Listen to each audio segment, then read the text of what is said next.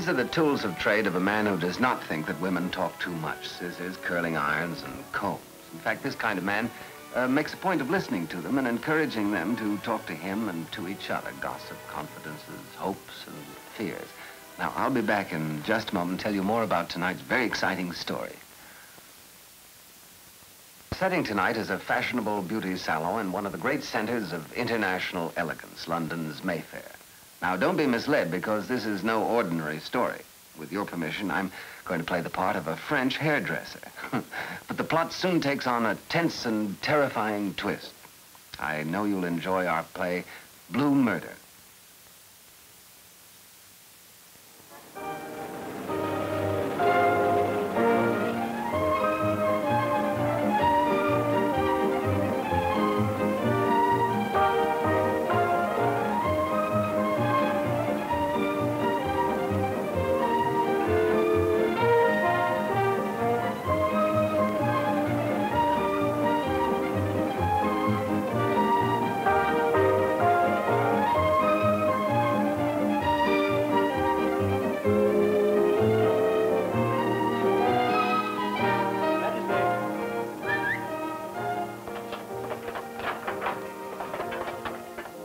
Majesty!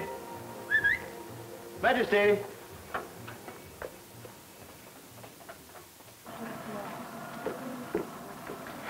Oh, I'm sorry, Monsieur Raphael. That cat got in again. Shall I take it back to Monsieur Armitage's No, flat? indeed. You put it out the window. Out of this window? Yes, of course, on the fire escape. That's how it came in, I'm sure.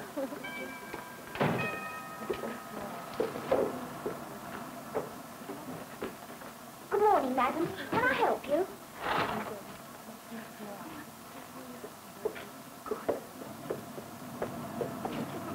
Oh, good morning, madame. Have you an appointment? Yes, I rang up this morning. If you'll just wait a moment, madam, I'll tell Mr. Raphael you're here.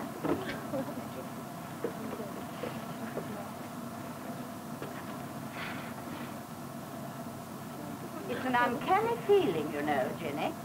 Last time I was here, there she sat, just where you are, having a blue rinse, and now she's dead. Poor soul. I felt quite limp when I opened my newspaper.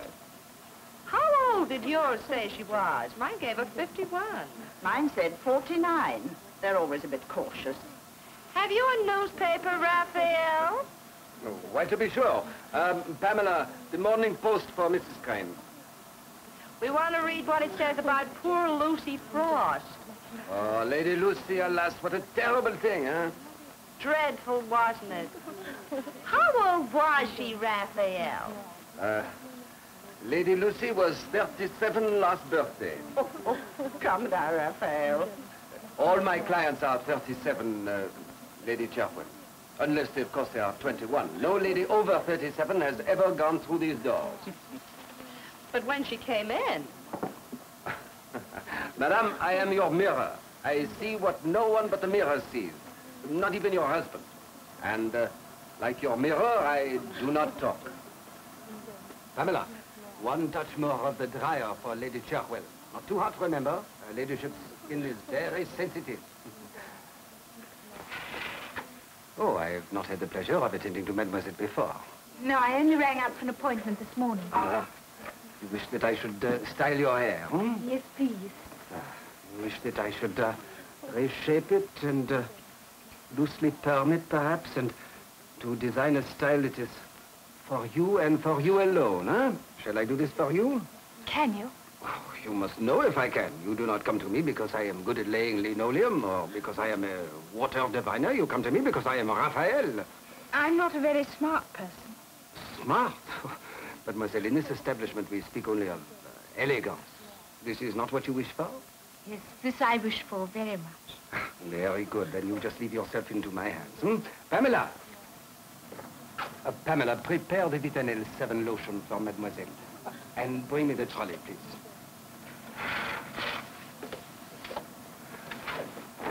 Did you find anything in the paper?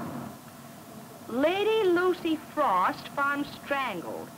At 7:30 this morning, the maid at Broadlands, Lord Frost's house at Mallows Cross, near Eastbourne, found her mistress in her bedroom dead.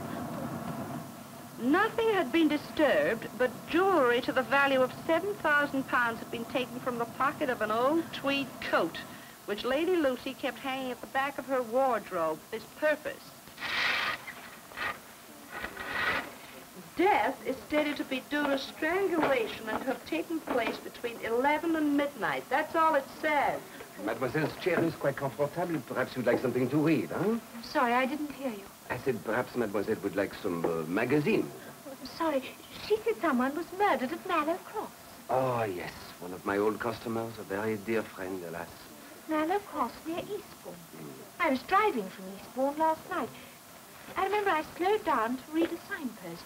It had Mallow Cross on it. Just as I was about to drive on again, the car swerved out of the lane in front of me and went up the London Road. If I'd been going at normal speed, we'd have crashed. Motorists are so inconsiderate, are they not? Could I see that paper, please? Of course. You are finished with the paper, madame. Yes, thank you, Raphael. Pamela, why is Mrs. Crane's hair still with pins in it, eh? I'm waiting for you to comb it out, Raphael. Oh, but it is not yet dry, madame. Oh. Voila. There we are. Thank you.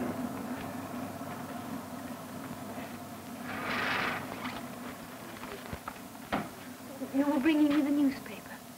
How stupid of me. The other spools, Pamela. Yes, here it is. It says that Mallow Cross Lane branches off from the London Road. That driver could have been the thief, the murderer. Do you think I ought to tell the police? Yes, yes. Why not? They are not so busy. There are many of them. You think they'd say I was wasting their time? Oh, no, no. They would certainly be courteous, mademoiselle. Perhaps you have written down the number of the car. Not actually written it, but I did see it.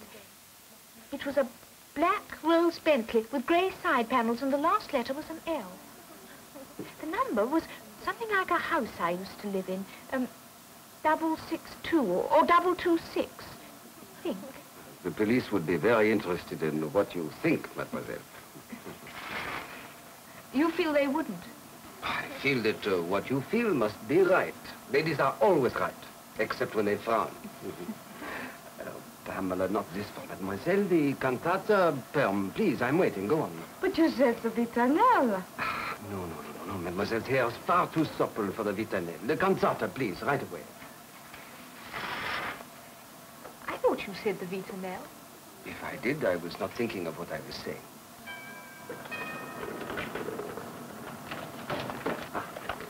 You're not going to use that old-fashioned thing for me. Oh, for you, of course.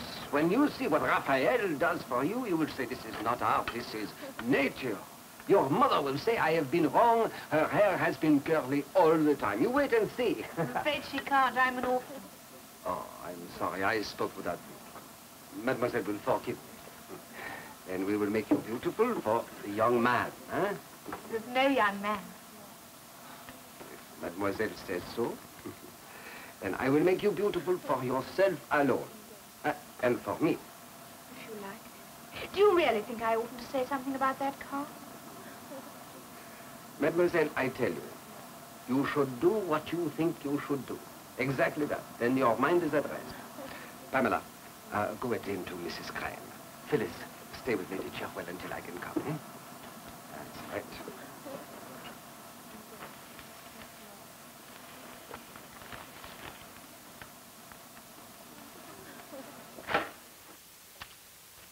I suppose you haven't got a telephone that you could plug into the booth here. Oh, mademoiselle, I'm sorry. It's out of order. Oh, well, I only wondered.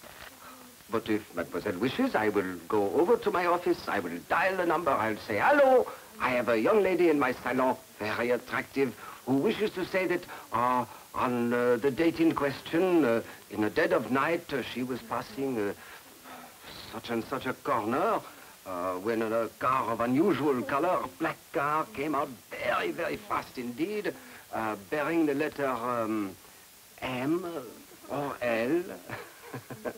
And with a number that is similar to a number of a house. I suppose it does sound rather silly. Mademoiselle is much in London? No. You make holiday then. You live in the country, huh? I don't really live anywhere at the moment. I spent the last 3 years in the country nursing my father. And then when he died, the doctor said I ought to get away. The house was so empty, so lonely, and... And so you sold it and took wing, eh? I thought I'd spend a few weeks drifting from place to place. And then? Then I should try and get a job. And so a new life, new surroundings, and for this, a new appearance. You have done very well, mademoiselle, to come here. For you, it is a turning point. Now, will you excuse me? Today is Saturday. We close early, and I must pay my respects to the other clients. Of course.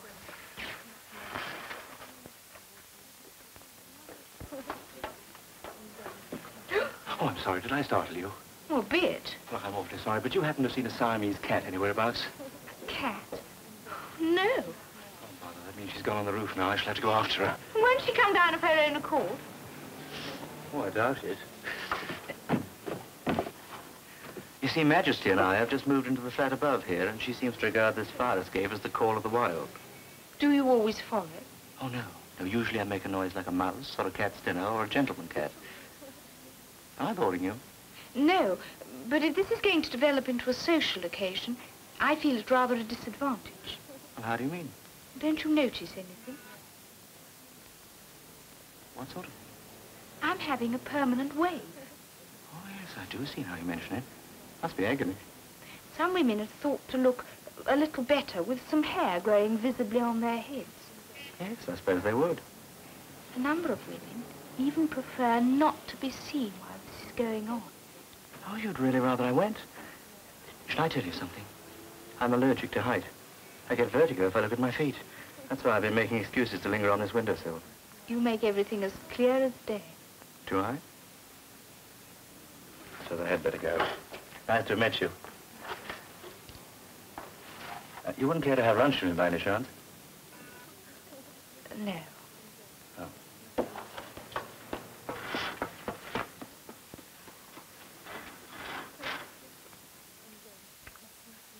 How long shall I be? I really can't be certain. We're all a bit out of practice with this machine. Out of practice? Oh, isn't it used anymore? Oh, hardly at all. It was the air raids that finished these things. With the other sort, you could walk about and take cover. But in this, you're an absolute prisoner. People didn't like it. It stands to reason. But if Monsieur Raphael says so, then this must be the one for you. Of course, I think it was an awfully silly place for Lucy to keep her jewelry. Sometimes one can be too clever, huh? Christy Downborough was too clever last year, do you remember? She kept her emerald clips under her dog's blanket. Where did the dog sleep? In her bedroom, of course. Didn't it bark? Not a murmur. And a good thing for Christy it didn't, or she might be dead now, too. When she woke in the morning, she found the emeralds gone and Orange Pico licking a lollipop. A lollipop? Then the burglar must have known that Pico likes lollies. Everyone knew that, didn't they, Raphael? When she came here, you always sent Phyllis out for one for him. I must say, I wonder you let her bring him wheezing all over everything. Mrs. Downborough is my valued client, my lady, and the dog of my client is, in a sense, my client also. I keep wondering how the burglar knew where to look. Oh, everybody must talk to someone. I think everyone knows that. I'm pretty sure I've never advertised where I keep my jewels, but all the same, I think I'll find a new place for them this evening. I've thought of a wonderful place for mine. I'm going to put them in the safe. The last place anyone would dream of. What do you say, Raphael? I think you are very sensible ladies. Phyllis, I want you to go downstairs, bring up the laundry hamper right away, please. Laundry hamper, but it isn't Wednesday, Mr. To be sure, it is Saturday, but do as I say, right away now, go on. Yes, Mr. Raphael. Ah, lady, you are a picture. I am very proud myself. And, madame, pink is perfection for you. A quality of enigma, a touch of diablerie, huh? You have everything, my lady? Yes, thank you, Raphael. Can I drop you somewhere, Jenny? Oh, yes, thank you, dear.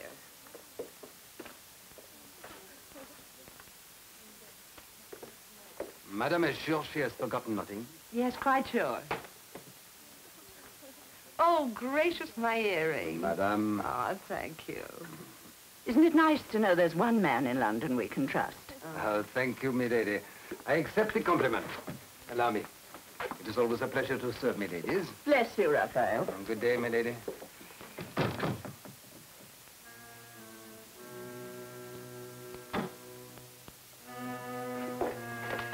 Oh, Phyllis, when you have tidied up everything, you may go. Thank you, Mr. Raphael. Pamela, I will take this. Tell Miss Floyd to lock up everything. When she has cashed up, I have my keys. Thank you, Monsieur Raphael.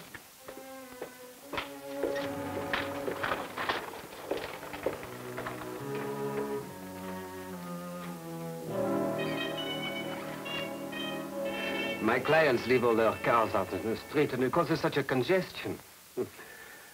I'm being tactless. Perhaps Mademoiselle has also left her car in the street. No. Anyway, it wouldn't take up much room. Do you drive a car, Mr. Raphael? But naturally. Not, I suppose, a big black Bentley. Mademoiselle is joking.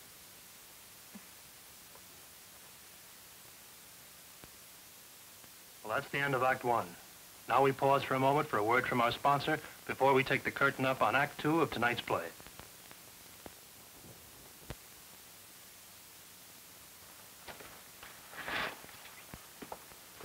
How long shall I be here? Oh, not very long. One cannot hurry this, and Mademoiselle's hair is unusually thick. But you sent your girls away. Oh, have no fear. I'm not going to send you out to the street, half curl and half plain, as the knitting patterns say. I'm not getting impatient, only... Only the friends where you stay probably await you for luncheon, huh? I'm not staying with friends. I'm at a small hotel. Oh, then it is simple. If someone inquires, they will say, oh, Mademoiselle has gone to have a permanent wave at Raphael in Bond Street, and knowing that such a thing cannot be timed to a split second, your caller will await in patience, or else come here for you. No one knows I'm here. I just want time to get out and do what I have to do in plenty of time. Mademoiselle will have plenty of time. And a lovely day before you. You have left your car outside? No, it's parked next to the hotel. Mademoiselle is improvident. You should have checked out this morning, because otherwise they can charge you for another day. I did check out. You have far to go to this hotel? Yes, it's way over in Notting Hill.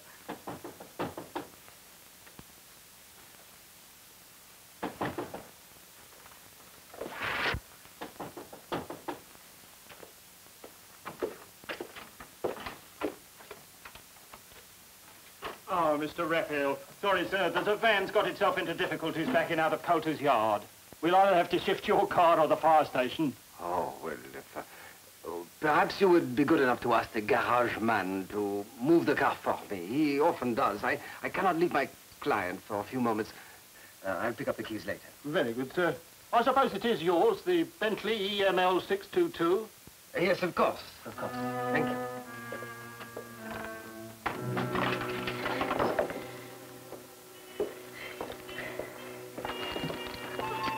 Mademoiselle, allow me. There is a hair that is too tight, mademoiselle. Perhaps it's this one, eh? How is that now? Is that better? Thank you. How long shall I be? Oh, not very long. It's coming along beautifully. I'm just testing it. You locked the door just now. Why? Oh, a precaution. After all, we are alone in the building now. Everybody has gone. Well, I want to go too. I'd no idea my hair would take as long as this. Undo it, please, and let me go now. Let you go out of my salon with your hair half finished? Mademoiselle is laughing at me. But you just said it had taken beautifully. What else is there to do besides unwinding? Mademoiselle does not understand. If you were to go out into the street just as you are after unwinding, your head would be covered with little corkscrews so tight that no one could get a comb through them. I'll come back any time and let you like, and you can finish it. But I must go now. Undo my hair, let me pay my bill and go. At once, do you hear? What Mademoiselle asks is not possible. If you don't take this machine off my head, I shall scream till somebody comes. There is no one to come. And if you scream, I can switch up the dryer. 2 dryers, many dryers. I can drown the sound of a of a road drill with my dryers, and no one will hear you. You can scream blue murder if you like, but you will only scream once. Why won't you let me go? Don't you know? How should I? Well, you should not, but I think you do. I don't understand. I will tell you a secret, mademoiselle, because I know it will be safe with you. Women tell everything to their hairdressers without knowing it. Christie d'Andre told too much, but she was not so foolish as to wake up and see too much. But alas, poor Lady Lucy. She woke up and recognized something about her burglar and spoke his name.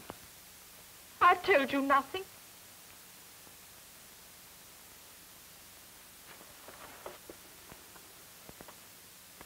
The make of the car, and part of the number, and the color, and the time, and the place. And already your brain is adding to this the fact that both ladies were my clients, and that the burglar knew the little dog liked lollipops, and that the dog did not bark, and was often in my salon. What I don't see is why you need to rob people. You must be a very successful man. I am a hairdresser. A creature who spends its days cosseting and flattering wealthy old fools into fancying themselves beautiful. Why did you propose to kill me? How was Lady Lucy Frost disposed of? She was strangled. Yes, that should be quite simple. What then? It's high summer. You'd hardly be meaning to light the boiler up on my account. Indeed, no. That would at once make smoke and engender comment. Would, I suppose, to the laundry hamper until nightfall. And then the Bentley and the bomb site. And then for you, the waiting till they found. And in the end, they'll come for you. Nonsense. No one knew you were here. Even if in the end you are identified, there is no possibility of their linking you with me. But when I'm dead, you'll naturally unwind these curlers. And then what have you? A woman whose head is covered in those tight little corkscrew curls you spoke of. That's something quite new in corpses. You think you can persuade me to undo your hair so I can set it while you are alive and give you a chance to get away? Oh, mademoiselle, you must think me a fool. Personally, I think you are enchanting. But we can spare no more time. Don't try to move. You will hurt yourself and make my task more painful. Scream if you choose, but you will not scream twice.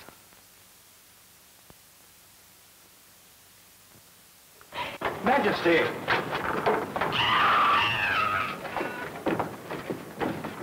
Are you? Are you all right? Get me out of here, I'm cold. Well, he was trying to murder you.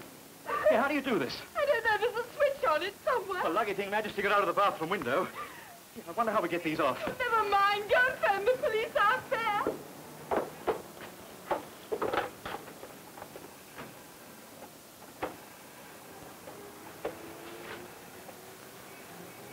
Police, this is Maison Raphael, Bond Street, 3rd floor. Murder or just about, you better hurry. Yeah. The door's locked, I think, but you can come up the fire escape and cool to Allow me, mademoiselle. It's really quite simple. Oh, but Mr. Hamish, please do not concern yourself on my account. I'm not harming her. On my honor. Whatever that is worth. Mademoiselle, your hair is going to look absolutely terrible. And there's nothing I can do about it. I suggest that on Monday you go to Henri, at the top of Bond Street, on the left-hand side. He's an old friend of mine. Mademoiselle will find him very sympathetic. He's so magical.